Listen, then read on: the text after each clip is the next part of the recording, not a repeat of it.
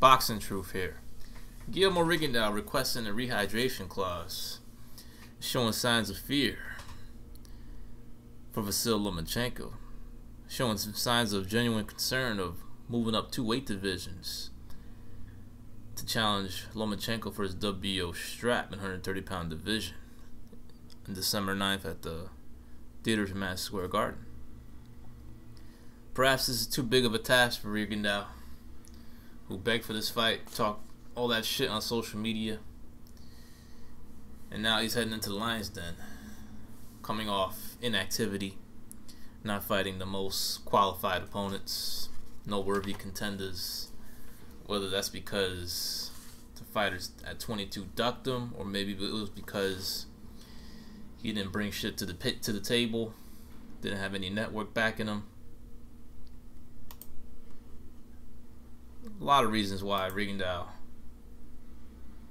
has been inactive and hasn't really been able to get the fights really to define his career. But now here's his chance. He's going to get his legacy fight. We'll see what the hype is all about, whether he deserved to be top 5 pound for pound despite not doing shit for a number of years. Really, a lot of it's the fault of his own. All he had to do was perform on HBO against a Becco, maybe he wouldn't be in this situation. But he didn't. Stunked out the joint.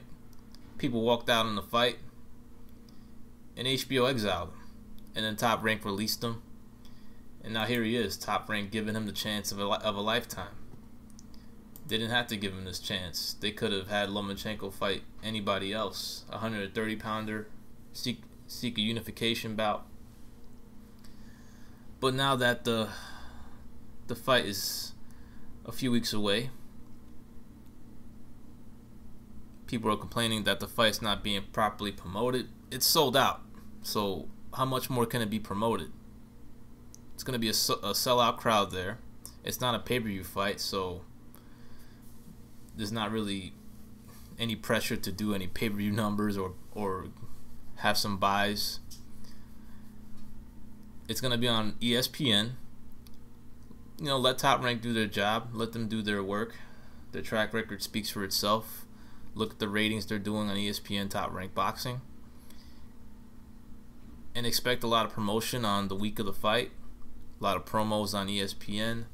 Let Top Rank do its work. Let it do its job and watch them prove you guys wrong again. As I expect another strong rating on ESPN for this fight. And possibly this fight can very well challenge the highest rated telecast that they've delivered on ESPN Top Rank Boxing, which was the Pacquiao-Horn fight back in July in the Battle of Brisbane. This fight could very well challenge it, as Lomachenko has proven to be a pretty strong draw in the United States. Another sold-out crowd in the smaller venue at the theater in Madison Square Garden. You could say it's because of Lomachenko-Rigondeaux, but it's really Lomachenko that's the draw here. If it was just Rigondeaux fighting, it wouldn't be a sellout crowd. But because Lomachenko is attached next to Rigondeaux's name, that's what makes it the event that it's going to be, and the type of ratings it will most likely deliver for ESPN. What should be an intriguing, interesting chess match, boxing match, fight between Rigondeaux and Lomachenko. Rigondeaux looking a little soft right now with this rehydration clause. Not really showing all this great confidence that he can just move up 2 weight divisions. He's showing fear of Lomachenko's physical strength and size, though there doesn't really need to be. This fight's going to really come down to skills, who is the better fighter, because Lomachenko's not a huge 130-pound fighter. He's not a big dude. He's not a guy that balloons up in weight. He's not a guy that boils down from a certain weight in order to make the division. He's a guy that comes in shape. A guy that only gains about, at most, 10 pounds after a weigh-in. I've seen the track record. He only gained 10 pounds in his fight against Jason Sosa. So this rehydration clause is really not all that necessary. Rigondeaux is showing concern and genuine fear of Lomachenko's size and strength. But that's not what he has to fear. It's the skill set, the footwork, the combinations, the speed. And he does have good power. Not devastating one-punch power, but he uses other things to really discourage you in that boxing ring. So Rigondeaux is not showing the confidence of a true pound-for-pound level fighter. Pound-for-pound level fighters don't make this type of requests. Imagine if Sugar Ray Leonard asked for a rehydration clause to fight Marvin Hagler. Imagine if Ward asked for a rehydration clause to fight Kovalev, and he moved up 7 pounds to fight him. But he still needed 3 tune-ups in order to get ready for that fight. So he showed genuine concern of Kovalev's abilities prior to their fight. But at least he didn't ask for a rehydration clause. Pound-for-pound level fighters don't ask for rehydration clauses, yo. Oscar De La Hoya didn't ask for no rehydration clause to fight Hopkins. There's been many other examples. Did Roberto Duran ask for a rehydration clause to fight Hagler? After all the divisions he moved up? This is a soft request, especially considering this is not a big 130-pound fighter. A guy that only gains about 10 pounds after a weigh-in. Did the GOAT, Amir Khan, ask for a rehydration clause to fight Canelo Alvarez? Fought him at his weight and no rehydration clause in the process. That was balls shown by Amir Khan. Got knocked the fuck out for his troubles, but he wanted to prove that he didn't have any concern about the weight or the size of Canelo Alvarez, so he didn't ask for no rehydration clause. Kell Brook didn't ask for a rehydration clause against Gennady Golovkin. So Rigondeaux is not as confident as he claims to be. Not all that confident in his abilities to defeat Lomachenko after this weak rehydration clause request. It won't affect the fight, since Lomachenko is not a guy that balloons up in weight. But for the fight itself, everything favors Lomachenko right now. Everything. The event, it's a top-ranked promoted show. Rigondeaux is the B-side, fighting against his former promoter. Wants to get rid of one of Top Rank's boys, just like he dispatched of Nonito Donaire in an impressive performance. The only thing he's done in his career, which was beat one pound-for-pound level fighter who was definitely pound-for-pound level, but going into that fight was slowly but surely falling off to his pound-for-pound level form, Nonito Donaire. But Rigondeaux got the victory.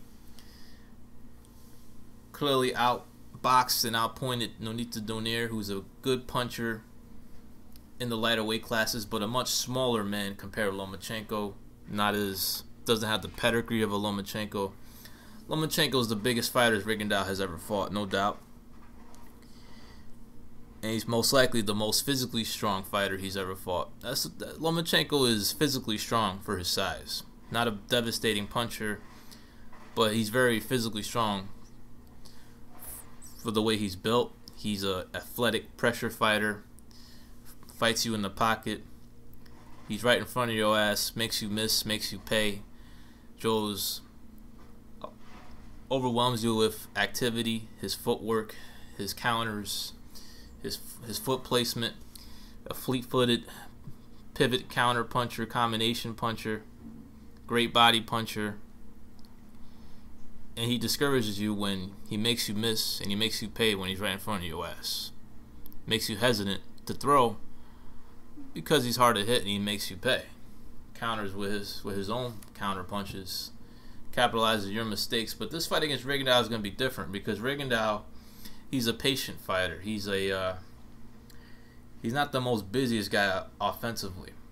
He's not a guy that gives you a lot to counter, because he's not a combination puncher himself. The most punches he'll throw is maybe 2 at a time, the most 3 if he has you in trouble.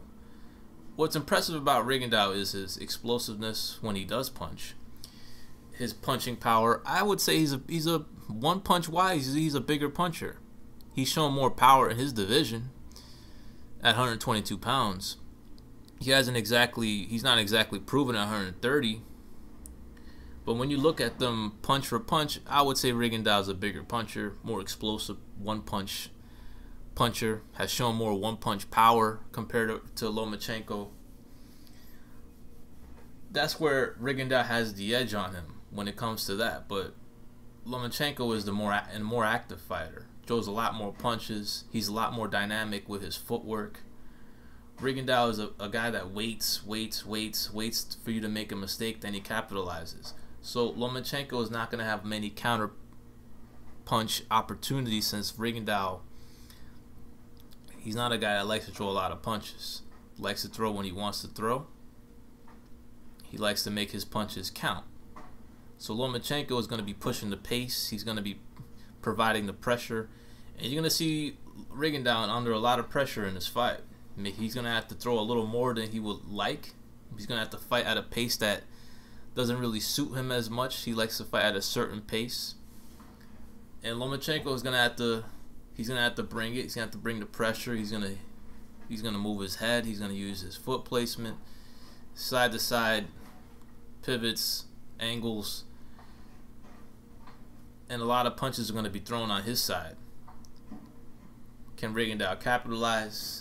Can he overcome the inactivity? Can he overcome being 37 years of age? Can he overcome only having, what, 2-3 rounds of work in the past year? Only one fight in 2015, only one fight in 2016, only one round of work against Moises Flores, the only world-class fighter he's fought in a number of years, who's not even the best, not even maybe top 5 122-pounder out there, but the only world-class opponent he's fought in quite some time. So everything's against Rigondeaux in this fight, which is why he requested a rehydration clause, because his ass is against it. He's a significant underdog in this fight, about a 5-1 dog. It's gonna be a tricky fight for Lomachenko, though. I don't think he's gonna completely dominate him. It's gonna take some rounds to get used to the style. He's gonna have to watch out for Rigondeaux's left hand, which is powerful when he throws it, and Lomachenko is open for an overhand left when he gets careless with his defense at times.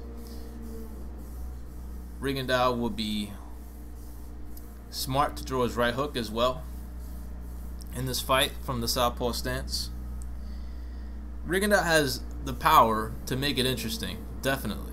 He has the counter-punching abilities to make it interesting. But the problem is, he needs to throw more damn punches. He needs to be more active in this fight. Otherwise, Lomachenko is going to overwhelm him with activity, with combinations, and he's simply going to outpoint Rigondeaux to a clear unanimous decision. But it's not going to be an easy fight compared to other Lomachenko opponents. But Lomachenko has been very damn impressive. Overwhelming world-class opposition, submitting really good fighters, and these fighters who are not elite level, Walters, Sosa, Martinez, Mariaga, they are world-class opposition, and these guys can't even compete with them. They're quitting against them, getting knocked the fuck out. So the question is, can Rigondeaux overcome Lomachenko's activity, his defense, his pressure, his mental pressure that he puts on you, and can Rigondeaux compete with Lomachenko to where he's able to last the distance and not actually get submitted by Lomachenko's ability in overwhelming you with his pressure, his activity, and his very big arsenal when it comes to his tools in the ring. I mean, this guy doesn't need power to break you down. He uses other things to discourage you in that ring. So it's most likely going to be an intense chess match where Rigondeaux is going to take risk at certain times, and Lomachenko is going to use his activity, his freshness, his youth, his physical strength, and his athletic pressure to break down Rigondeaux. What should be an interesting fight on December 9th. Most likely it's not going to be a great fight. It's going to be an intense chess match between two great counter punchers. One's a bigger puncher, one punch wise. The other is more dynamic with his footwork and his combinations. And everything's against Rigondeaux, which is why he needs a rehydration clause to give him a better chance. But The prediction is upcoming for this fight. Gotta watch some more tape of both guys. But from the outside looking in, it just looks like Rigondeaux is just being set up for just as a stepping stone for Lomachenko. And Rigondeaux could very well be history in this fight. You may be history, dog. You history. This is Boxing Truth. I'm out.